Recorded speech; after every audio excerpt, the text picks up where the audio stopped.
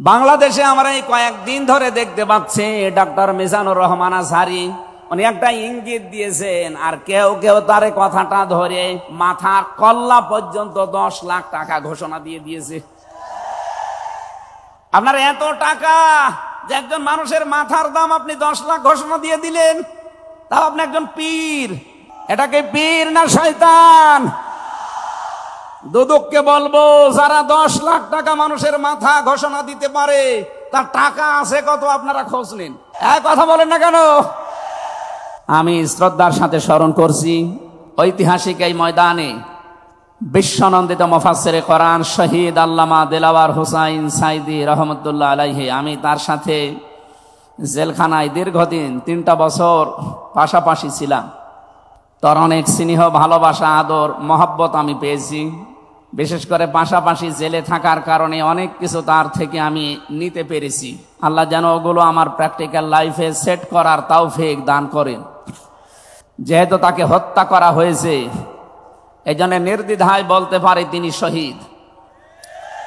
যদিও অনেকে দেশে স্বীকৃতি দিতে চান না যে উনি না শহীদ হয়নি। আপনাকে কি আবার শহীদ হয়ে আবার মৃত্যুবরণ করে দেখানো লাগবে যে আমি শহীদ হলাম? শহীদ এই শব্দটা কত দামি আপনি জানেন? কোরআনে কারিমে রব্বুল আলামিন বলেন, ওয়ালা তাকুলু লিমান ইয়াকতালু ফি সাবিলিল্লাহি আমওয়াত বাল আহইয়াউ ওয়ালাকিন লা তাশউরুন। সূরা বাকারা 2 নম্বর পারা 2 নম্বর পৃষ্ঠার 12 নম্বর লাইনে আছে এটা। আল্লাহ বলেন, মুখ দিয়ে বলবা না যারা আমি আল্লাহর জন্য শহীদ হয়েছে তাদের মরে গেছে, মৃত্যুবরণ করেছে, তারা মৃত, এ কথা বলবা না। বরং তারা জীবিত, কিন্তু তোমরা টের পাও না। মুখের পরে মানুষ যে তো অন্তরে একটা ধারণা নিয়ে আসতে পারে, এজন্য মহান আল্লাহ অন্তরে ধারণা করতেও নিষেধ করেছেন। ওয়ালা তাহসাবান্নাল্লাযীনা কুতিলু ফি সাবিলিল্লাহি আমওয়াতা বাল আহইয়াউন ইনদা রাব্বিহিম ইরযাকুন। সূরা আলে ইমরান 4 নম্বর পারার 11 নম্বর পৃষ্ঠা 9 নম্বর 169 নম্বর আয়াতে আছে। আল্লাহ বলেন, ধারণাও করবা না যারে আমি আল্লাহর জন্য শহীদ হয়েছে, জীবন দিয়েছে, এ মানুষগুলো মারা গেছে, ধারণাও করবা না।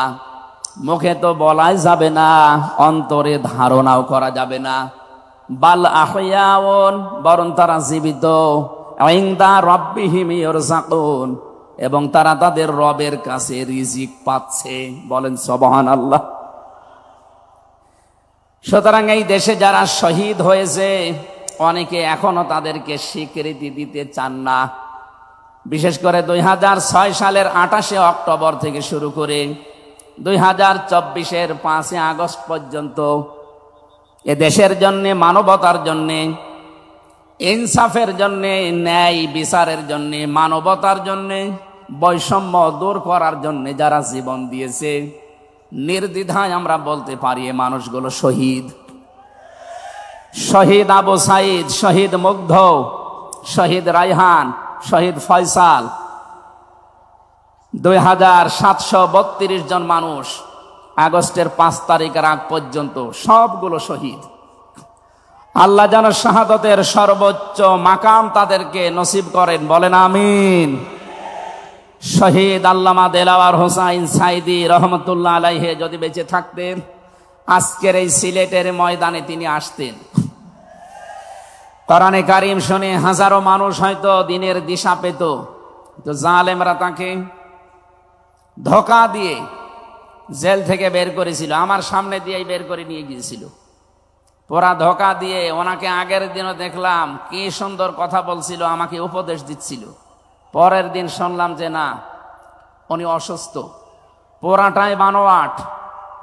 যে বলছে আপনি অসুস্থ, চলেন আপনাকে হাসপাতালে নিয়ে যাই, ওখান থেকে চিকিৎসার মাধ্যমে আপনাকে ছেড়ে দেওয়া হবে, উনি তো আনন্দেই বের হচ্ছিলেন, কিন্তু জালেমদের দুর্বিসন্ধি যে এত গভীরে ছিল কেউ বুঝতে পারে নাই, উনি নিজেও টের পান নাই। এই জন্যে প্রিজন ভ্যান থেকে নামার সময় আমরা দেখেছি একটা তৃপ্তির হাসি দিচ্ছিলেন। বলা হচ্ছে ওনার হার্টে অসুস্থ ছিল, হার্টের রোগ ছিল। এই কারণে মানুষের হার্টে অসুস্থ হলে ওইভাবে মানুষ হাসতে পারে? বলেন। কারারক্ষী যারা সামনে ছিল তাদেরকে লম্বা করে সালাম দিয়েছিলেন, জিজ্ঞাসা করেছিলেন আপনারা কেমন আছেন। একজন হার্টের রোগী অসুস্থ মানুষ এই কথাগুলো বলতে পারে না, তার মানে এখন পোড়াটা পরিষ্কার, তাকে হত্যা করা হয়েছে। নবীজির কথা, দেওয়াল চাপা পড়ে মরলে যদি শহীদ হয়, সাপে কেটে মরলে যদি শহীদ হয়, নদীতে ডুবে মরলে যদি শহীদ হয়, গাছের নিচে পড়ে যদি মরে শহীদ হয়, অ্যাক্সিডেন্টে মরলে যদি শহীদ হয়, যাকে অন্যায়ভাবে মেরে ফেলা হয়েছে অবশ্যই তিনি শহীদ। আল্লাহ রাব্বুল আলামিন তার গোলামের 50টা বছরের কোরআনের খেদমত যেন কবুল করেন, জান্নাতের সুউচ্চ মাকাম নসিব করেন, বলেন আমিন। আজকে তার সন্তানও আসবে, কলিজার টুকরা সন্তান আলহাজ শামীম বিন সাইদি অলরেডি চলে এসেছে। ও গতকাল শেষ হয়ে গেছে। আমাকে সিলেট পর্যন্ত আনার পেছনে আপনাদের যে সমস্ত মানুষগুলো ভূমিকা পালন করেছে, আমার শ্রদ্ধাভাজন উস্তাজ, ইসলামিক চিন্তাবিদ, শিক্ষাবিদ আলহাজ মাওলানা আব্দুস সালাম আল মাদানী, আতালাল্লাহু উমরাহু ওয়া বারাকাল্লাহু ফি হায়াতি, সকলে বলেন আমিন। আমরা যে কথা বলতে চাই, কোরআন আমরা শুনতে এসেছি, আমরা মানুষ। ওয়ালাকাদ কাররামনা বানি আদম, আমি বনি আদমকে সম্মানিত করেছি। অথচ এই সম্মানিত সৃষ্টির অসম্মান করার জন্য এই 15.5 বছরে অনেকে সিনিমিনি খেলছিল।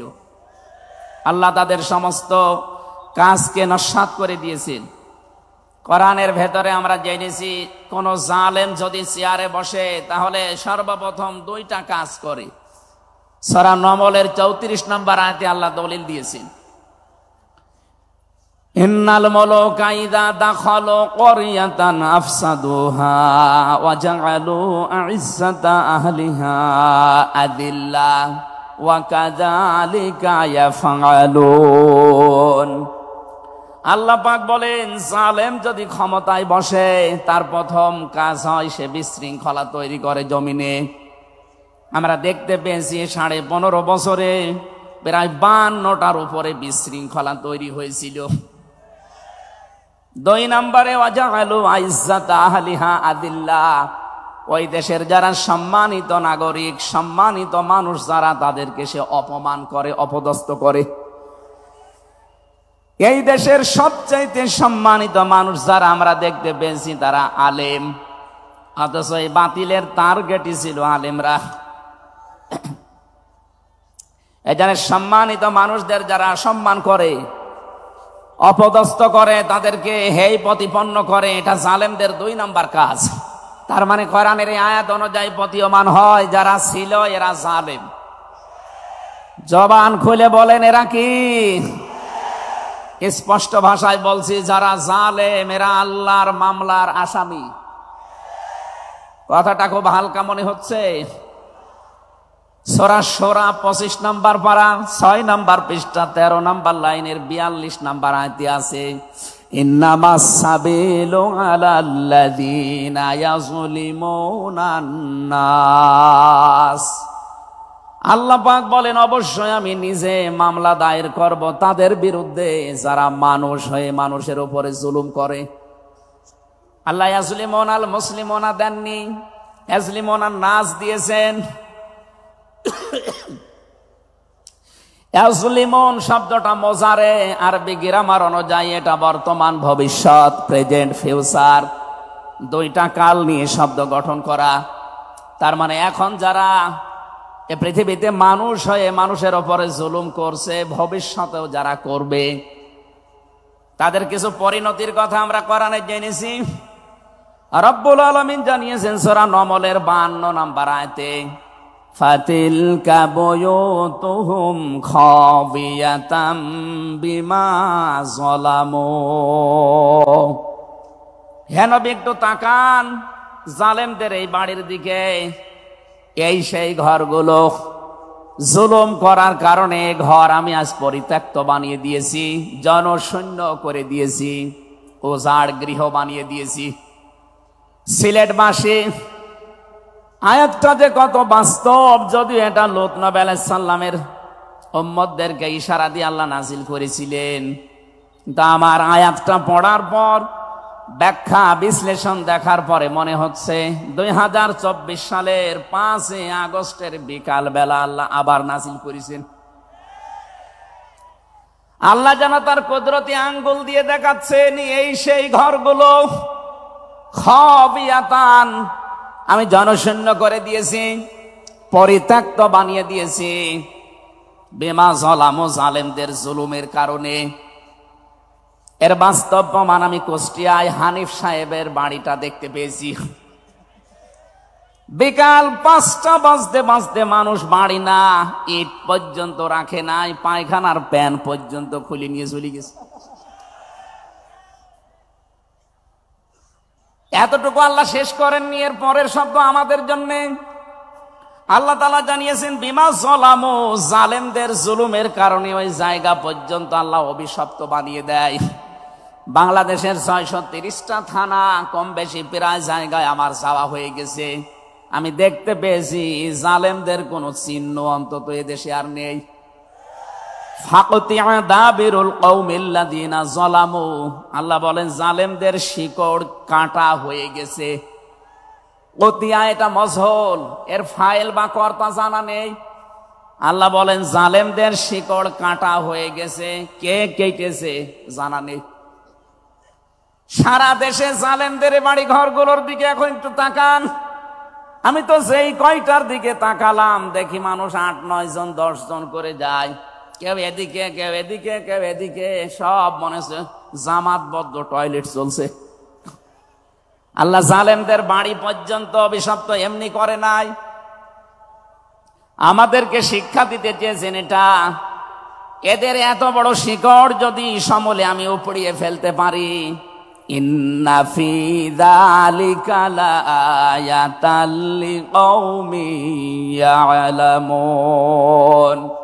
এখানে লামে তাকিদ আছে, এখানে কত আলেম বসে আছে, শব্দ শুরুই করেছেন আল্লাহ ইন্না দিয়ে, মাঝখানে লামে তাকিদ দিয়েছেন। আল্লাহ পাক বলেন অবশ্যই এর ভেতরে শিক্ষা আছে, কাদের জন্য? যারা জ্ঞানী সম্প্রদায়। সুতরাং এটা যেহেতু রেকর্ড হয়, সারা বাংলাদেশে কালকে ছড়াবে। সবাইকে উদ্দেশ্য করে বলছি, জালেমদের এত বড় শিকড় যদি আল্লাহ কেটে ফেলতে পারে, আগামীতে যারা চেয়ারে বসবেন ক্ষমতায়, তারা খুব চিন্তা ভাবনা নিয়ে রাষ্ট্র চালাবেন, আপনার দ্বারা যেন জনগণের উপরে জুলুম হয়ে না যায়। যদি আপনার দ্বারা জুলুম হয়, আগামী 5 বছর পরে আপনার বাড়িও দেখবেন শ্মশান হয়ে গেছে। আমি আশা করি আমার বক্তব্য আপনারা বুঝেছেন, এবং রেকর্ড হওয়ার পরে যারা শুনবে তারাও বুঝবে। আমি এটা বলতাম না, আমি দেখতে পাচ্ছি কিছু মানুষ ইদানিং উলট পালট কথা বলছে। এ কারণে আমি ইঙ্গিত দিলাম, এখনই যদি আপনি এরকম কিছু বলেন, কিছুদিন পরে বলতে পারেন না। গতকালকে এক নেতা এইটা জানিয়েছে যে 15 বছর তো কোরআনের অনুষ্ঠানে অনুমতি লাগতো, আমরা যদি আসতে পারি অনুমতি দেব না। তা আপনি এ কথা বলবেন আমরা জানি, তা কিছুদিন পরে বলতে পারলেন না, আগেই বলে দিলে মানুষ তো সব চিনি ফেলবে। এই জন্যে আমার মনে হয় আপনি ভুল করে ফেলেছেন। আপনি আস্তাগফিরুল্লাহ বা তওবা করে নেবেন, থুক্কু এরকম কিছু দিয়ে অন্তত ফিরে আসবেন যে না, এটা এখন আমি বলবো না, কিছুদিন পরে বলবো। মানুষকে আল্লাহ সম্মান দিয়েছেন, সেই মানুষের উপরে যারা জুলুম করে তারা আল্লাহর কেসের আসামি। পুলিশের কাজে বাধা দেন, পুলিশ বাদী মামলা হবে। আর যারা মানুষ হয়ে মানুষের উপরে জুলুম করে তারা আল্লাহবাদী মামলার আসামি। আল্লাহ কিন্তু ইয়াজলিমুন আল মুসলিমুনা দেননি, যে মুসলমানদের উপরে যারা জুলুম করে ইয়াজলিমুনা নাস দিয়েছেন। বলেন তো হিন্দু কি মানুষ না? আরো আসতে বলেন। এই যে বাইরের দেশের যে সমস্ত আন্তর্জাতিক রিপোর্টগুলো আছে, ভয়েস অফ আমেরিকা এবং মাইক্রোসফট সব খ্রিস্টানরা, ইহুদিরা এরা চালায়। এরা রিপোর্ট দিচ্ছে সারা বিশ্বের 257টা দেশের ভেতরে সবচাইতে নিরাপদে সাম্প্রদায়িক সম্প্রীতি নিয়ে বাস করছে বাংলাদেশের মানুষ। অথচ এই 54 বছর মিথ্যাচার করে বিশ্বের মোড়লদের কাছে আমাদেরকে অনেকেই কালার করার চেষ্টা করেছে। তারা এতদিন মানুষকে শুনিয়েছে বাংলাদেশে সংখ্যালঘু নির্যাতন হয়, এটা তাহা মিথ্যা কথা। যারা এটা ছড়িয়েছেন সারা বিশ্ব তাদেরকে এখন ধিক্কার দিচ্ছে, ঘৃণা জানাচ্ছে। তারা বলছে এই বাংলাদেশ নিয়ে যারা মিথ্যাচার করছে ওদের জন্মটাই মিথ্যার উপরে। আপনি মাইক্রোসফট দেখেন, তারা রিপোর্ট দিয়েছে সারা বিশ্বের সবচাইতে বেশি মিথ্যা তথ্য ছড়ানো হয় ভারতে। আমি নাম নিতে চাইছিলাম না, বেরিয়ে গেছে। ওদের নাম আমার নিতে মনে বলে না। আমি ঘৃণা করি ওদের উগ্রপন্থী কিছু মানুষকে। হিন্দু ভাইরা আমাদের শত্রু না, কিছু উগ্র আছে যারা জঙ্গি, ওরা এই নামটা মুসলমানদেরকে দিয়েছে। অথচ সবচাইতে বড় জঙ্গি এই উগ্র হিন্দুরা। এদের কারণে আজ হিন্দু সমাজেরও বদনাম হয়ে যাচ্ছে। পরিষ্কার কথা শোনেন বাংলার মানুষেরা, একটা মুসলমানকে যদি আঘাত করেন একটা গুনাহ হবে, কোন অমুসলিমের গায়ে হিন্দুর গায়ে যদি আঘাত করেন ডবল গুনাহ হবে। একটা জুলুমের গুনাহ আর একটা আমানতের খেয়ানত করার গুনাহ। তারা আমাদের কাছে আমানত না, কথা বলেন না কেন? অথচ 15.5 বছরে আমরা আমানতের অনেক খেয়ানত করে ফেলেছি। আগামীতে এই খেয়ানত হবে না ইনশাআল্লাহ। বিশ্ব ইসলামী আন্দোলনের সর্বজন শ্রদ্ধাভাজন নেতৃত্বে যিনি আছেন, আপনাদের সিলেট বিভাগের কৃতি সন্তান, উনি অলরেডি জানিয়ে দিয়েছেন এদেশে যদি ইসলাম আসে সবচাইতে বেশি নিরাপদে থাকবে অমুসলিমরা। এই জন্য গাইবান্ধায় দেখলাম একটা অনুষ্ঠানে, তার আগে একজন হিন্দু পুরোহিত ঠাকুর বক্তব্য দিচ্ছিল যে এই দেশে আগস্টের 5 তারিখের পর থেকে সবচাইতে বেশি নিরাপদে আছি আমরা অন্য ধর্মের লোকেরা। আমরা একথা বিশ্বাস করি, যদি দেশে ইসলাম আসে সবচাইতে বেশি নিরাপদে থাকতে পারবো আমরা। এই জন্য তারাও মনে প্রাণে ইসলাম এদেশে কায়েম হোক এটা চাচ্ছে। বলেন আলহামদুলিল্লাহ। এই জন্য হিন্দুরা আমাদের শত্রু না। আল্লাহ বলেন যারা মানুষ হয়ে মানুষের উপরে জুলুম করে, অত্যাচার করে, এরা আমি আল্লাহর মামলার আসামি। যারা বিশ্বজিৎকে হত্যা করেছেন তিনি আমার সাথে জেলখানায় 3 বছর ছিল। সে ফাঁসির মামলার আসামি। এখন 30 বছর তারা জেল খাটা লাগবে, যাবজ্জীবন জেল হয়ে গেছে। শাওন ছেলেটার নাম, বাড়ি খুলনা, আমাকে মাঝে মাঝে এই তালিকা করার জন্য আসতো, আমাদের রাইটার ছিল। এসে আবার কাছে কান্নাকাটি করে বলতো, হামজা ভাই জীবনে যা ভুল করেছিস। এই বিশ্বজিৎ ছেলেটা বারবার আমাকে বলছিল যে কিসের জামাত ইসলাম, কিসের শিবির, ভাই আমি তো মুসলমানই না। আপনার যদি বিশ্বাস না হয় তো আমি কাপড় চোপড় খুলি, তারপরও আমরা তারে মানি নাই। কপের পরে কপ দিয়ে জায়গায় শেষ করে দিয়েছি। এখন এই যে আমার মা বাবা আমার আর পরিচয় দেয় না, এমনকি আমার যাদের কথা মতো এই কাজ করেছিলাম তারাও আর কোনো খোঁজ খবর নেয় না। 30টা বছর এখন আমার জীবন থেকে নষ্ট হয়ে যাচ্ছে। উনি আমাকে জানিয়েছিলেন, এই জন্য আমি বললাম। উনি বলেছে আপনি বাইরে যদি যেতে পারেন জনগণকে সতর্ক করবেন, কেউ যেন কারো উস্কানিতে পা দিয়ে অন্তত জীবনটা নষ্ট করে ফেলে না ফেলে।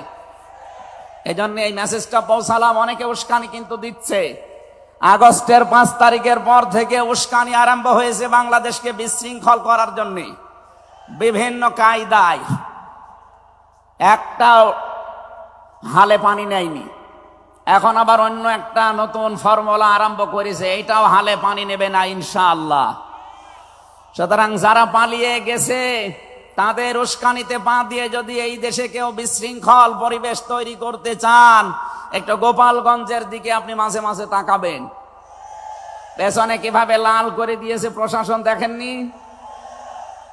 ওই সময় সন্তান গোপালগঞ্জ থেকে ঢাকায় আসলে, বসে আসলে 300 টাকা, দাঁড়িয়ে আসলে 1000 টাকা। কি অবস্থা করেছিল, এটা দেখেও আপনার শিক্ষা হয় না।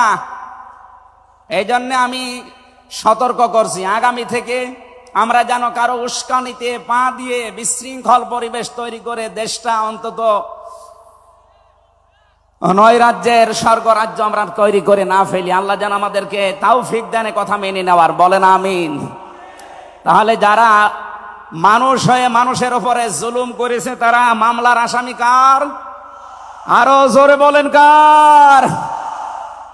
বৈষম্য বিরোধী ছাত্র আন্দোলনে যারা 9টা দফা দিয়েছিল, আমি কোরআনে কারিমের সাথে প্রায় 6টা দফা পেয়েছি। সূরা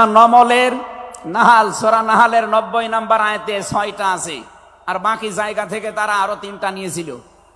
তারা প্রথম যেটা নিয়েছে ওই ওয়ান জাস্টিস, আমরা ন্যায় বিচার কায়েম করতে চাই, এটা আল্লাহ 1500 বছর আগে জানিয়েছেন। সুবহানাল্লাহ বলতে পারেন নাই?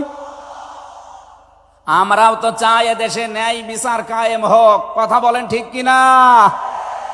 আর কোরআনে কারিম ছাড়া ন্যায় বিচার কায়েম করা সম্ভব না। আমান আমিলা বিহি ওজেরা আমান হাকামা বিহি আদালা, যদি কেউ আমল করে কোরআনের তাকে আল্লাহ পুরস্কার দেবে। কেউ যদি এই কোরআনে কারিম কায়েম করতে পারে তাহলে সে ন্যায় বিচার কায়েম করতে পারবে। সুতরাং এদেশে যারা শহীদ হয়ে গেলেন জীবন দিয়ে, তাদের যে উদ্দেশ্য, এ উদ্দেশ্য যেন সামনে সফল হয়, আমরা সবাই সেই চেষ্টায় থাকবো ইনশাআল্লাহ। সতর্ক করছি এ কারণে, 1628 জন মানুষ দায়িত্বে ছিলেন বাংলাদেশে, ডাইরেক্ট ইনডাইরেক্ট মিলে। এরা আমরা যতদূর দেখতে পেয়েছি, আমার জেল জীবনের 3টা বছর ফাঁসির কন্ডেম সেলের ভেতরে আমি দেখেছি বাস্তবতা। এই 1628 জন কম বেশি এরা জুলুমের সাথে জড়িত। কেউ সরাসরি জালেম, কেউ জালেমের দোসর। কথা বলুন, জালেমরা টার্গেট কার? আরো জোরে। এজন্য আপনারা আল্লাহর মামলার আসামি। বাদী যত বড় হয় মামলা তত কঠিন হয়।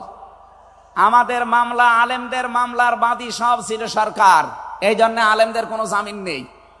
আমার মামলা 30 বারের উপরে উঠেছে, সিএমএম কোর্ট, জজ কোর্ট, হাইকোর্ট মিলে। জামিন হবে না, কারণ আমার নামের আগে আলেম আছে। আমার নামের আগে যদি লয়দের কি গ থাকতো, আমি 3 বছর না 3 দিনও আমার জেলে থাকা লাগতো না। আমাকে ধরার পরে তারা অফার দিয়েছিল, যা যা বলতে বলি এইগুলো শুধু বলবেন, কালকে আপনাকে আমরা ছেড়ে দেব না। এত মিথ্যা কথা বলা আমার দ্বারা সম্ভব না। বলে তাহলে যান। এই যে দিয়ে দিল, ন্যায় বিচার কায়েম হচ্ছে দেশে, এই কথা তারা মানুষকে শোনাতো। পুরাটাই চলেছে 15.5 বছরে, পুরা অবিচার আর অন্যায়। এই জন্য যারা আল্লাহর মামলার আসামি, আপনি ভাবতে পারেন বিষয়টা কত বড় বিষয়। আল্লাহ নিজে মামলার বাদী, নিজে বিচারপতি, নিজে রায় দেবেন। এই জন্য জালেমদের একুলো শেষ, অকুলো শেষ। মানুষ হিসাবে আমরা মানুষকে সামনে সম্মান দিয়ে চলবো ইনশাআল্লাহ। দরুদ আর সালাম পড়ছি আমাদের নবী, মানবতার মহান শিক্ষক মুহাম্মদুর রাসূলুল্লাহ সাল্লাল্লাহু আলাইহি ওয়াসাল্লামের প্রতি। বিশ্ব নবীকে আল্লাহ পড়া কোরআন শরীফে, এই যে কোরআনের যে আয়াত পড়লাম আমরা, সূরা বাকারার 208 নম্বর আয়াত আমরা তেলাওয়াত করেছি। এ কোরআনে কারিম পড়তে হলে প্রতিটি অক্ষর, 29টা অক্ষর আমরা আছে জানি আরবি, প্রতিটি অক্ষর দিয়ে নবীজিকে আল্লাহ ডাক দিয়েছেন একটা সুন্দর এবং উত্তম নাম নিয়ে। বিশ্ব নবীকে আল্লাহ আলিফ দিয়ে জানিয়েছেন আহমদ, তিনি প্রশংসিত। বা দিয়ে আল্লাহ জানিয়েছেন আমার নবী বাশির, তিনি সুসংবাদদাতা। তা দিয়ে আল্লাহ জানিয়েছেন আমার নবী মুত্তাকি, তিনি পরহেজগার। সা দিয়ে আল্লাহ পাক জানিয়েছেন আমার নবী মুদ্দাসসির, তিনি কম্বলওয়ালা। জিম দিয়ে আল্লাহ জানিয়েছেন আমার নবী জামিল, সুন্দর। হা দিয়ে আল্লাহ জানিয়েছেন আমার নবী হামিম, অন্তরঙ্গ বন্ধু। খ দিয়ে আল্লাহ জানিয়েছেন আমার নবী খাতামান নাবিয়্যিন, শেষ নবী। এভাবে বলতে বলতে সর্বশেষ অক্ষরে যে দেখবেন ইয়া, আল্লাহ জানিয়েছেন ইয়াসিন। বলেন আল্লাহু আকবার। তাফসিরে কাবীর আল্লামা ফখরুদ্দীন রাজি রহমতুল্লাহ আলাইহি এই সিন শব্দের তিনি 5টা ব্যাখ্যা দিয়েছেন। তিনি লিখেছেন সিন মানে সাজ্জিদুল আলামিন, সিন মানে সাজ্জিদুল বাশার, সিন মানে সাজ্জিদুল কাউনাইন, সিন মানে সাজ্জিদুল আম্বিয়া, সিন মানে সাজ্জিদুল মুরসালিন। এক একটা শব্দের ভেতরে হাজার হাজার কথা তিনি দিয়েছেন। আমি একটা বলছি, সিন মানে সাজ্জেদুল আলামিন, শুধু আলম না, আলামিন বহু বচন। এই পৃথিবীতে 257টা রাষ্ট্র আছে। যত জগৎ আল্লাহ বানিয়েছেন, আপনি যে জগতেই বাস করেন না কেন, মুহাম্মদ রাসূলুল্লাহকে আপনাকে নেতা মানা লাগবে, আদর্শ মানা লাগবে। কারণ আল্লাহর ঘোষণা দেওয়া নেতা এই একজন। আল্লাহ পৃথিবীর অন্য কাউকে হে নেতা এ শব্দ বলেননি, শুধু আমাদের নবী, আপনার নবী মুহাম্মদ রাসূলুল্লাহকে জানিয়েছেন ইয়াসিন, হে নেতা। আয়াতের তাফসিরে আমি আরেকটা আয়াত পেয়েছি, সূরা হুদ 12 নম্বর পারা 12 নম্বর পৃষ্ঠার 1 নম্বর লাইনের 98 নম্বর আয়াত। এটা তাফসিরে ফি জিলালিল কোরআনে পাবেন। আমি সামারাইজ করে বলছি, যদিও ফেরাউন সম্পর্কে এটা নাজিল হয়েছে, সাইয়্যিদ কুতুব রাহমাতুল্লাহ আলাইহি তাফসির করতে গিয়ে তিনি লিখেছেন, যেই নেতা জাহান্নামে যাবে কিয়ামতে, ওই দলের নেতার যত অনুসারী আছে, যত মানুষ তাকে অনুসরণ করত, সব অনুসারীরা তার সাথে জাহান্নামে যাবে। এটা বাংলাদেশের সাথে খুব দরকার, এজন্য আমি সতর্ক করলাম। আপনার বিবেকের কাছে প্রশ্ন করে এটা নেতা নির্বাচন করবেন, এটা দুনিয়ার বিষয় হলে আমি বলতাম না, এটা আখিরাতের সাথে রিলেটেড। যার নেতা ঠিক নেই, ওই নেতা যদি জাহান্নামে যায়, ইয়াকদুমু কওমাহু ইয়াওমাল কিয়ামাতি ফাআওরাদাহুমুন নার ওয়া বিসাল বিরদুল মাওরুদ। জোরে বলেন আল্লাহু আকবার। সিলেটবাসী, সারা বাংলাদেশ এখন আমার সামনে, এই যে দেখতে পাচ্ছেন না, সারা বাংলাদেশে ছড়াইয়া যাচ্ছে। যাদের নেতা ঠিক নেই, আদর্শ ঠিক নেই, এক্ষুনি আপনি তওবা করে ঠিক করবেন। সত্যি বলছি, যাদের নেতা ঠিক নেই, ওই নেতা যদি জাহান্নামে যায়, আল্লাহর কসম আপনাকে ওর সাথে জাহান্নামে যাওয়া লাগবে। নেতৃত্ব দেওয়ার জন্য গুণ বললাম কয়টা?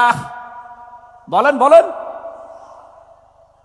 আপনি সূরা বাকারার 247 নম্বর আয়াতটা দেখবেন।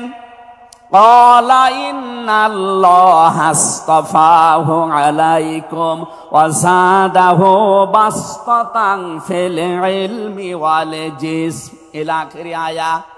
আল্লাহ নিজে জানিয়েছেন, এই পৃথিবীতে কেউ যদি নেতৃত্ব দিতে চায়, তার প্রথম নাম্বারে জ্ঞান লাগবে। জোরে বলেন, কি লাগবে? আপনি যাকে মেনে চলেন, যার নাম নেতৃত্ব মানেন, বলেন তো সে জ্ঞানী আপনার দৃষ্টিতে মনে হয়? যে লোকটা কথা বলতে পারে ঈদুল ফিতরের জানাজার নামাজ আগামীকাল অনুষ্ঠিত হবে, ওর জ্ঞান কেমন আপনি টের পাচ্ছেন না? এই কথা বলে না কেন? এই জন্য নেতৃত্ব সামনে কেউ দিতে চাইলে তাকে জ্ঞানী হওয়া লাগবে, আসমানের জ্ঞানী হওয়া লাগবে, যাবতীয় জ্ঞান, জাগতিক জ্ঞান তো লাগবেই, মাস্ট বি। এইটার জ্ঞান লাগবে। কোনটার বলেন? 2 নম্বরে আমি পেয়েছি, নেতা হওয়ার জন্য লাগবে। কেউ যদি সীমা লঙ্ঘন করে, কথাবার্তার কাছে কামে, সে নেতৃত্ব দেওয়ার যোগ্যতা হারিয়ে ফেলে। এটা সূরা শুআরার 152 নম্বর আয়াতে পাবেন। বাংলাদেশে আমরা এই কয়েকদিন ধরে দেখতে পাচ্ছি, ডক্টর মিজানুর রহমান আজহারী উনি একটা ইঙ্গিত দিয়েছেন, আর কেউ কেউ তার কথাটা ধরে মাথার কল্লা পর্যন্ত 10 লাখ টাকা ঘোষণা দিয়ে দিয়েছে। আপনার এত টাকা যে একজন মানুষের মাথার দাম আপনি 10 লাখ ঘোষণা দিয়ে দিলেন, তাও আপনি একজন পীর। এটাকে পীর না শয়তান?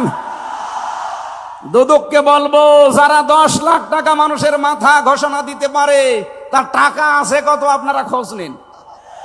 এক কথা বলেন না কেন? এই পীরগুলোকে আমরা মানুষকে 50,000, 5 লাখ, 10 লাখ টাকার কম্বল বিতরণ করতে দেখি না এই শীতে। তারা মানুষের মাথা চায় 10 লাখের বিনিময়ে। কি হয়েছে? সে একটা অসংলগ্ন কথা বলেছে, এই কারণে। আপনি 2 ঘন্টা কথা বলেন তো, আমি আপনার 50টা ভুল ধরবো। আমরা 1.5 ঘন্টা 2 ঘন্টা কথা বলে একটা স্লিপ অফ টান হলে সেইটা নিয়ে এই যে কেরামান কাতিবিন উনি একটা কি বলতেছে বলে ফেলেছে। আরে ভাই, আমাদের বয়সই কত? আমার বয়স এখন 33, মিজান ভাই আমার 5 বছরের বড় মাত্র। এসব মিলে নাই তার 38-40 বছর হবে। এখনো তো নবুয়তের বয়সে আমরা পাইনি। কথা বলে না কেন? নবীকে আল্লাহ 40 বছরের আগে নবুয়ত দেয়নি। আমরা তো সে বয়সে এখন মানে পার হতে পারিনি। দুই একটা কথা এদিকে ওদিকে হলে আপনারা মাথা 10 লাখ টাকা, মাথা কি এত ফ্রি বলেন? কেউ কেউ অলরেডি আবার বলেছে এরা ধর্ম ব্যবসায়ী। এই কথা যেই লোকটা জানিয়েছে মিজানুর রহমান আজহারীর নাম নিয়ে যে এটা ধর্ম ব্যবসায়ী, আপনার ঈমান চলে গেছে। কারণ মিজানুর রহমান আজহারীর নামের আগে একজন আলেম লিখা আছে, আল উলামা ওয়ারাসাতুল আম্বিয়া, আলেমরা নবীর ওয়ারিস। এই কথা বলেন না কেন? অনেক বড় দায়িত্ব তার মাথার উপরে। নবীজি জানিয়েছেন আনা খাবাল খাতামান নাবিয়্যিন লা নাবিয়্যা বাদি, আমি শেষ নবী, আমার পরে কোনো নবী নেই। এ কথার ভেতরে একটা ইঙ্গিত আছে, নবী শেষ, তারপরে নবী নেই। অথচ আদম নবী থেকে শুরু করে হযরত ঈসা নবী পর্যন্ত আমরা দেখেছি এক নবী শেষ হওয়ার পরে আর এক নবীর উপরে এ দায়িত্ব এসে পড়তো। উম্মতের দায়িত্ব ভার নবীরা নিত, কিন্তু এখন তো নবী নেই। যেহেতু ওনার ঘোষণা আমার পরে আর কোনো নবী নেই, আমি শেষ নবী, এই হিসাবে নবীজি জানিয়েছেন আল উলামা ওয়ারাসাতুল আম্বিয়া, আমি থাকবো না কিন্তু আলেম থাকবে, এরাই আমার ওয়ারিস, এরাই আমার স্থলাভিষিক্ত। নবীর উপরে কথা বললে যেমন আমল আখলাক আল্লাহ নষ্ট করে দেয়, আলেমদের বিরুদ্ধে, আলেমদের উপরে কারো যদি কথা যায় তার পেছনের আল্লাহ সব নষ্ট করে দেবে। অহুম লা ইয়াশউরুন, কখন যে নষ্ট হয়ে যাবে আপনি টেরও পাবেন না। এই জন্যে সীমা লঙ্ঘন করা যাবে না, কথা এবং আচরণে আপনারা সাবধান থাকবেন। যারা এই সীমা লঙ্ঘন গুলো করছেন, কাদের ইঙ্গিতে করছেন আমরা কিন্তু জানি। মাঝে মাঝে দাদারা এসে আপনাদের কান পড়া দিয়ে যায়, আর আপনারা তখন উল্টা পাল্টা কথা বলতে থাকেন। কেউ না জানলে দেশের আলেমরা কিন্তু আগেই টের পায়, কারণ এরা তাহাজ্জুদের নামাজের সেজদায় আমার আল্লাহর সাথে কথা বলে। আর কথা বলেন না কেন?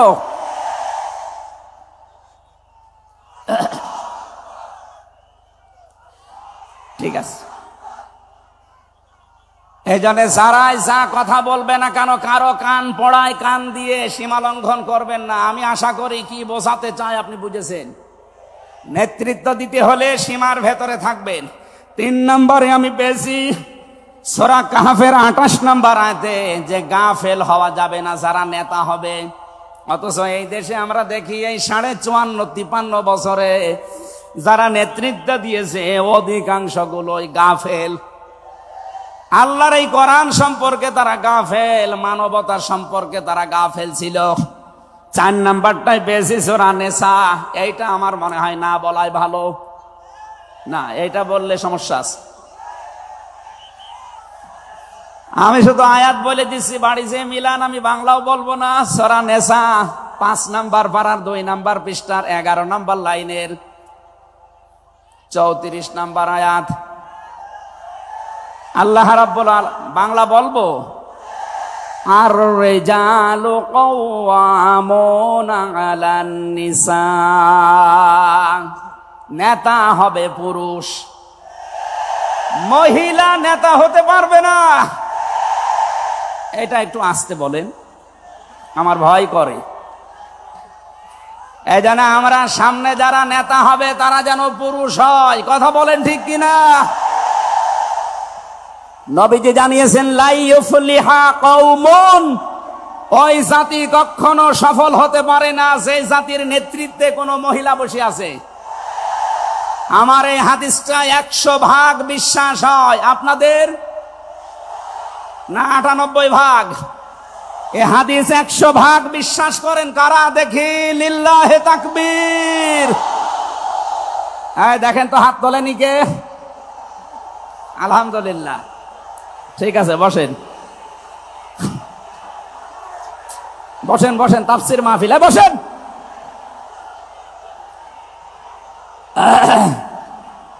এটা যদি আমরা মেনে নিতে না পারি, এই 54 বছরে আমরা যেখানে ছিলাম আরো পেছিয়ে যাওয়া লাগবে।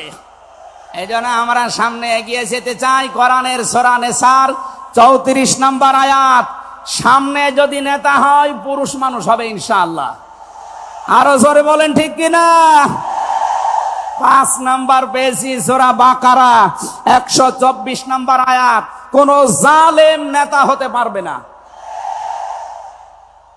আমাদের জাতির পিতা হযরত ইব্রাহিম আলাইহিস সালামকে দিয়ে আল্লাহ উদাহরণ দিয়েছেন। আপনি সূরা বাকারার 124 নাম্বার আয়াতটা পড়ে নেবেন। সুতরাং যারা জালেম হবেন সামনে তাদের নেতৃত্বে আসার দরকার নেই, আপনি ভিক্ষা করে খান। এক কথা বলেন না কেন?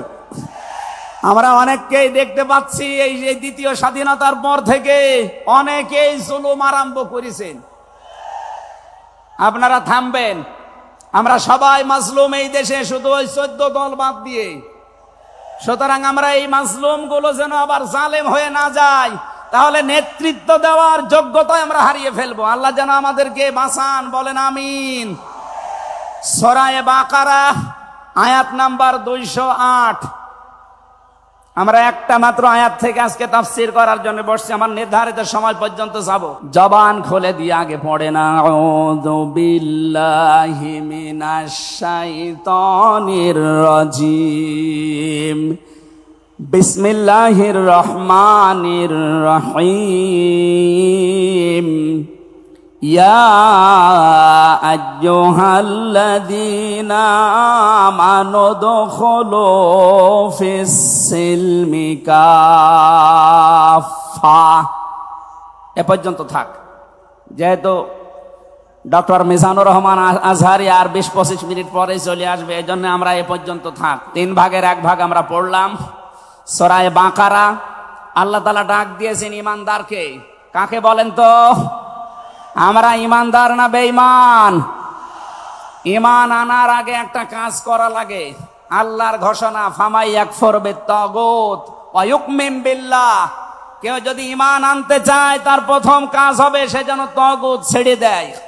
আপনারা একটু ধৈর্য ধরেন। আসলে ইনাদের তো আর জায়গা নেই, আর কোথায় পাবে জায়গা? এখানে শুনলাম আসার আগে 8 থেকে 10 লাখ মানুষের ওনারা ব্যবস্থা করেছে। এরপরও বাইরে যে অবস্থা দেখলাম, কমপক্ষে 15 থেকে 16 লাখ মানুষ আজকে এই সিলেটের ময়দানে এসেছে কোরআন শোনার জন্য। আলহামদুলিল্লাহ। সম্মানিত ভাইরা, আমরা যেটা বলতে চাচ্ছি, ঈমান আনার আগে আল্লাহর নির্দেশ যে তাগুত ছেড়ে দাও, তাহলে ফাকাদ ইসতামসাকা বিল উরওয়াতিল ওয়াসকা, এমন একটা মজবুত রশি ধারণ করতে পারবা, লাং ফিসামা লাহা, যা ছিঁড়ে যাবে না। এ বাংলাদেশ সহ বিশ্বে আমরা যারা ইমানের দাবি করি, অনেকে তাগুত ছেড়ে না দিয়ে ইমান এনেছি। এজন্য বিপদ আসলে ইমান আর টেকে না।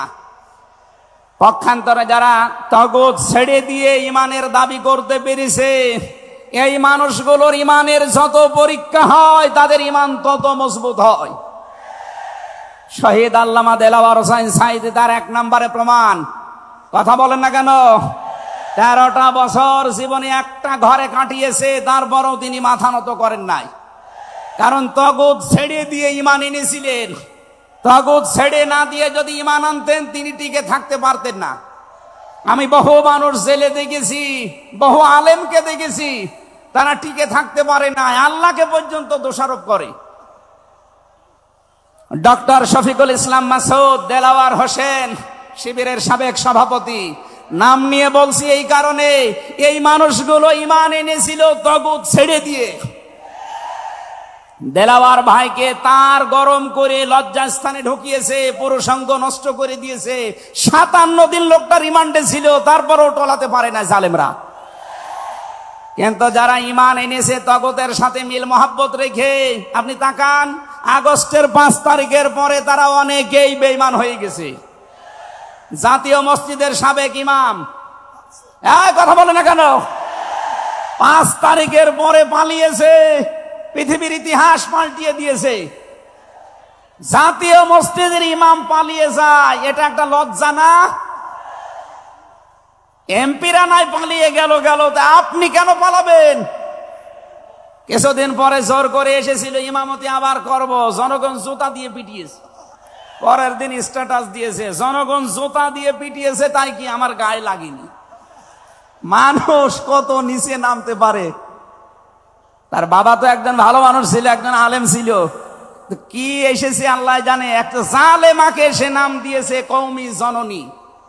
এই নামটা যেই দিন দেয় সেদিন জেলখানায় ওনার নামে বদদুয়া হয়েছে। মাওলানা মামুনুল হক সহ যত আলেম ছিল আমরা এক জায়গায়, ওনারা বলছিল যে করলো কি হেফাজত ইসলামের 13 সালে এতগুলো মানুষ হত্যাকারী যার হাতে রক্ত লেগে আছে, আর সেই লোকটাকে নাম দিয়ে দিল কওমি জননী। আমাদের মাথা কাটা গেল। এরকম হাজারো আলেম, হাজারো পীর, হাজারো মুসলমানের দেশে ঈমান রাখতে পারে নাই, কারণ তাগুতের সাথে সম্পর্ক রেখে ঈমানের দাবি করত। আল্লাহ বলেন ঈমান আনতে হলে আগে তাগুত ছেড়ে দাও, এরপরে ঈমানের দাবি করো। উদখুলু ফিস সিলমি কাফা, ঈমানদার যারা তারা প্রবেশ করো পুরোপুরি ভাবে ইসলামে। এখানে সিলমন বা সালমন, সিনের উপরে জবর দিলে হয় সালমন মানে শান্তি, সিনের নিচে জের দিলে হয় সিলমন মানে ইসলাম। আল্লাহ রাব্বুল আলামিন ঈমানদারকে ডাক দিয়ে জানিয়েছে তোমরা প্রবেশ করো, যেহেতু সিলমনটা আছে এজন্য ইসলাম নেওয়া লাগবে। আমি যতগুলো তাফসীর বিশ্ববিদ্যালয়ে থাকাকালীন মিলিয়েছিলাম এই সিলমন দিয়ে। আমি ভার্সিটিতে থাকাকালীন প্রায় 42টার উপরে এক জায়গায় মিলিয়েছি, যে দেখি সবাই কি বলে। প্রত্যেক মুফাসসির এখানে শান্তি না, এখানে নিয়েছেন তারা ইসলাম অর্থে তোমরা পুরাপুরি ইসলামে প্রবেশ করো। এখন আমরা যদি প্রশ্ন করি পুরাপুরি ইসলামে প্রবেশ করার অর্থ কি, কোরআন শরীফ থেকে আমরা ব্যাখ্যা বিশ্লেষণ দিয়েছি যে 5টা বিষয় যখন দেখবেন আপনার ভেতরে আছে তখন বুঝবেন আমি পুরাপুরি ইসলামে প্রবেশ করেছি। জোরে বলেন সুবহানাল্লাহ। আমি তাফসীর থেকে যে নোটগুলো নিয়ে এসেছি তার 1 নম্বরে আপনি যখন দেখবেন যে আপনি আত্মসমর্পণ করে ফেলেছেন, 2 নম্বরে আপনার ভেতরে ইখলাস তৈরি হয়েছে, 3 নম্বরে আপনার বিশুদ্ধ আকীদা তৈরি হয়ে গেছে, 4 নম্বরে আপনার চরিত্র উন্নত হয়েছে, 5 নম্বরে আপনার লেনদেনের স্বচ্ছতা এসেছে। এই 5টা কাজ যখন আপনি দেখবেন তখন মনে করবেন যে আমি ইসলামে পরিপূর্ণ প্রবেশ করেছি। এখন বলেন তো আপনার কি 5টা কাজ পরিপূর্ণ হচ্ছে? আত্মসমর্পণ 1 নম্বরে আপনাকে করা লাগবে আমার আল্লাহর সামনে। কার সামনে? এটা দেখিয়েছেন আমাদের জাতির পিতা হযরত ইব্রাহিম। ইয ক্বালা লাহু রাব্বুহু আসলিম ক্বালা আসলামতু লিরাব্বিল আলামিন। সূরা বাকারা 1 নম্বর পারা 19 নম্বর পৃষ্ঠা 7 নম্বর লাইনের 131 নম্বর আয়াতে আছে। এটা ইবনে কাসিরে পাবেন। আল্লাহ পাক বলেন আত্মসমর্পণ করো। উনি গাছের মাথায় বসে কোড়াল দিয়ে কাঠ কাটছিলেন, ডাক দিয়ে বলে মাবুদ এখানে বসে আত্মসমর্পণ করব কি করে? আল্লাহ পাক বলেন আত্মসমর্পণ এখানে খতনা করে আত্মসমর্পণ করো। গাছের মাথায় তিনি কোড়াল দিয়ে খাতনা করে বললেন আমি মহাবিশ্বের প্রতিপালকের কাছে আত্মসমর্পণ করলাম, স্যালেন্ডার করলাম। এতটুকু তিনি শেষ করেননি, তিনি ডাক দিয়েছিলেন ইন্তেকালের আগে তার সন্তানদেরকে, ওয়াসাসা বিহা ইব্রাহিম বানিহি ওয়া ইয়াকুব ইয়া বানিয়া ইন্নাল্লাহা আসতাফা লাকুমুদ্দিন ফালা তামুতুন্না ইল্লা ওয়া আনতুম মুসলিমুন। হযরত ইব্রাহিম আলাইহিস সালাম এবং ইয়াকুব এই 2 জন নবী ইন্তেকালের আগে তার সন্তানকে ডাক দেন, হে আমার কলিজার টুকরার সন্তানেরা, ইন্নাল্লাহা আসতাফা, অবশ্যই আল্লাহ তোমাদের জন্য মনোনীত করেছেন লাকুমুদ্দিন, একটা দিনকে, ফালা তামুতুন্না ইল্লা ওয়া আনতুম মুসলিমুন, মৃত্যুবরণ করবা না যতক্ষণ মুসলমান হতে না পারো। এবার আসেন তো ইব্রাহিম আমাদের জাতির পিতা, হযরত ইয়াকুব আলাইহিস সালাম তাদের সন্তানদেরকে ইন্তেকালের আগে নসিহত করলেন যে তোমাদের জন্য আল্লাহ একটা দিন মনোনীত করেছেন। কি মনোনীত করেছেন? দিন কি? রাতের পরে যেটা আসবে ওই দিন। বলেন বলেন। কবরে গুরুত্বপূর্ণ যে প্রশ্নগুলো তার ভেতরে এটা একটা, মা দীনুকা, দিন কি? এটা যদি আপনি ক্লিয়ার হতে না পারেন কবরে যে প্রশ্নের জবাব দিতে পারবেন না। এজন্য এই বিষয়টা নিয়ে বিস্তারিত আমাদের জানা শোনা দরকার। দিন বলতে আল্লাহ নিজেই আবার ব্যাখ্যা দিয়েছেন। দিন কি জানো? ইব্রাহিম নবী যেটা, ইয়াকুব নবী যেটা তার সন্তানদেরকে বারবার ওসিয়ত করছিল ইন্তেকালের আগে, আল্লাহ তোমাদের জন্য একটা দিনকে মনোনীত করেছেন, সেই দিন হচ্ছে ইসলাম। জোরে বলেন সুবহানাল্লাহ। ইন্নাদ-দীনা ইনদাল্লাহিল ইসলাম। অবশ্যই আমি আল্লাহর কাছে মনোনীত একটাই দিন আছে, তার নাম, আরো জোরে বলেন। এখন পৃথিবীতে প্রায় 4,500-এর উপরে ধর্ম আছে, দিন আছে। 4,500 ধর্মের কোন দিনের উপরে, ধর্মের উপরে আমার আল্লাহ রাজি নেই, খুশি নেই, তিনি পছন্দ করেন না। একটাই মাত্র দিনকে তিনি মনোনীত করেছেন, পছন্দ করেন, তার নাম ইসলাম। وَمَن يَبْتَغِ غَيْرَ الْإِسْلَامِ دِينًا فَلَن يُقْبَلَ مِنْهُ وَهُوَ فِي الْآخِرَةِ مِنَ الْخَاسِرِينَ।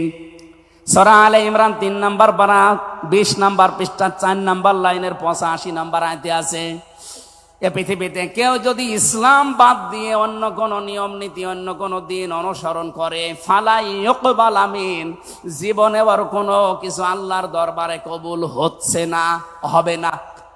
ইউকবালা এটা মোজারে, বর্তমান, ভবিষ্যৎ, প্রেজেন্ট, ফিউচার। এর আগে লান এসেছে, মোজারের আগে লান আসলে আরবিতে বাংলা অর্থ দাঁড়ায় জীবনেও হবে না, কোশ্চিন কালো সম্ভব না। আল্লাহ যদি গ্যারান্টি দিয়ে বলে ইসলাম বাদে অন্য কোন নিয়ম নীতি দিয়ে অন্য কোন ধর্ম পালন করলে আমি আল্লাহ রাজি হব না, কেউ রাজি করাতে পারবে? এতটুকু আল্লাহ শেষ করেননি, পরেরটা আরো কঠিন। অহুয়া ফিল আখিরাতি মিনাল খাসিরিন। আল্লাহ পাক বলেন ওই লোকটা সবচাইতে বড় ক্ষতিগ্রস্ত হবে আখিরাতে। বলেন নাউজুবিল্লাহ। সিলেটবাসী আমাদের জীবন এদিকে ওদিকে করে হয়তো কেটে যাবে, কিন্তু মরণের পর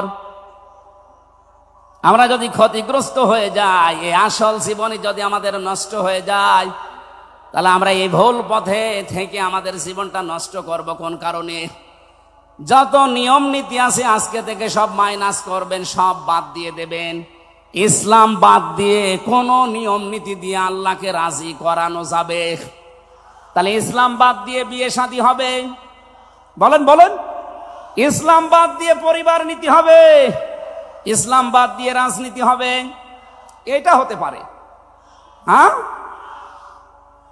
কিছু মানুষ এখন কথায় আরম্ভ করেছে যে উঠলে আপনি রাজনীতির কথা বলেন। আরে ভাই, রাজনীতি যদি কোরআনে না থাকতো আমি ওই আয়াতটাই পড়তাম না। এর ভেতরে নামাজের কথা মাত্র 82 জায়গায় আছে। কয় জায়গায়? বলেন বলেন। রোজা রাখা ফরজ মাত্র 1 জায়গায় আছে। হজ করা ফরজ মাত্র 1 জায়গায় আছে। আর রাজনীতি কোরআন দিয়ে করা লাগবে এটা 903 জায়গায় আছে। সুবহানাল্লাহ বলতে পারেন না? কোরআন শরীফ আমি যতটুকু পড়েছি আমার এতটুকু আয়ত্ত হয়েছে। নামাজের চাইতে, হজের চাইতে, যাকাতের চাইতে সব চাইতে বেশি আলোচনা দিয়েছেন আল্লাহ রাজনৈতিক বিষয়ে। সেইটা যদি আমি বলতে না পারে যে আমি কি রামায়ণ থেকে, গীতা থেকে আপনাদের আলোচনা শোনাবো? এজন্য সাফ কথা, দিন ইসলাম, ইসলাম বাদ দিয়ে অন্য কোন নিয়ম নীতি মানা যাবে না। আমি সেদিন যশোরে এক কলেজের অধ্যাপককে, বিসিএস ক্যাডার উনি, ওনাকে বলেছিলাম আপনাকে জোর করি না স্যার, আপনি শুধু আমার ধর্মীয় গ্রন্থ এই কোরআনে কারিম একটু বুঝে বুঝে পড়েন। 3 মাস সময় দিলাম আপনাকে। 3 মাস পরে, যেহেতু জ্ঞানী মানুষ, 3 মাসের পরে দেখি মুসলমান হয়ে গেছে। এজন্য অন্য ধর্মের যারা আছেন, রেকর্ড হচ্ছে, আপনাদেরকে আমরা জোর করব না। আমাদের ধর্মে জোর নেই, লা ইকরাহা ফিদ্দিন। আমাদের ধর্মে জোর আছে, জবরদস্তি নেই, জোর নেই। এই জন্যই তো 850 বছর এই এলাকা মুসলমানরা শাসন করেছে, একটাও মন্দির ভাঙে নাই। অথচ আমরা আমাদের প্রতিবেশী রাষ্ট্রে দেখতে পাচ্ছি এরা অনেকগুলো মসজিদ অলরেডি ভেঙে দিয়েছে, ধোয়া ধোয়া তুলে। ওরা বলছে 500 বছর আগে এখানে নাকি মন্দির ছিল। বিশ্বের মানুষেরা দেখি মাটির নিচে তেল পায়, গ্যাস পায়, আরে শয়তানরা শুধু মাটির নিচে মন্দির পায়। আপনাদের পূর্বপুরুষেরা আল্লাহর ঘর ভাঙতে এসে কাঁচ ফিম মাকুল হয়ে গেছে। আমরা দেখতে পাচ্ছি আগামীতে আল্লাহর ঘর মসজিদ গুলো ভেঙে দেওয়ার কারণে আল্লাহ নিজে কিন্তু প্রতিশোধ নেবে। কাসফিম মাকুল আপনাদেরও বানিয়ে দেবে ইনশাআল্লাহ। এজন্য প্রতিবেশী হিসাবে সতর্ক করলাম, যদি ভালো লাগে মেনে নিন, ভালো না লাগলে নিজের পায়ে নিজে কোড়াল লাগান। আমার কথার অর্থ বোঝেননি? সুতরাং পৃথিবীতে দিন ইসলাম বাদ দিয়ে কোন ধর্ম সব মানুষের বানানো তৈরি করা। অন্য ধর্মের মানুষদেরকে আমরা চ্যালেঞ্জ করছি, আহ্বান জানাচ্ছি, আমাদের এইটা পড়েন, লা ইকরাহা ফিদ্দিন লা রাইবা ফি যালিকাল কিতাবু লা রাইবা ফি। কোনো সন্দেহ নেই, সন্দেহের অবকাশ পর্যন্ত নেই। এখানে আসেন, যদি মনটা আপনার ভালো থাকে, টনি বেলারের শালিকা লরেন বুথকে যেভাবে হেদায়েত দিয়েছে আপনাকেও দিতে পারবে ইনশাআল্লাহ। সে আহ্বান রেখে, এখনো যেহেতু 4টা অর্থ ছিল, আপনি যে ইসলামে প্রবেশ করেছেন তার দ্বিতীয় অর্থ আপনি দেখবেন যে আপনার ভেতরে ইখলাস আছে কিনা। আপনি কি লোক দেখানো কাজ করেন না আল্লাহর জন্য করেন, এইটা দেখবেন। 3 নম্বরে আপনার আকীদা শুদ্ধ আছে কিনা।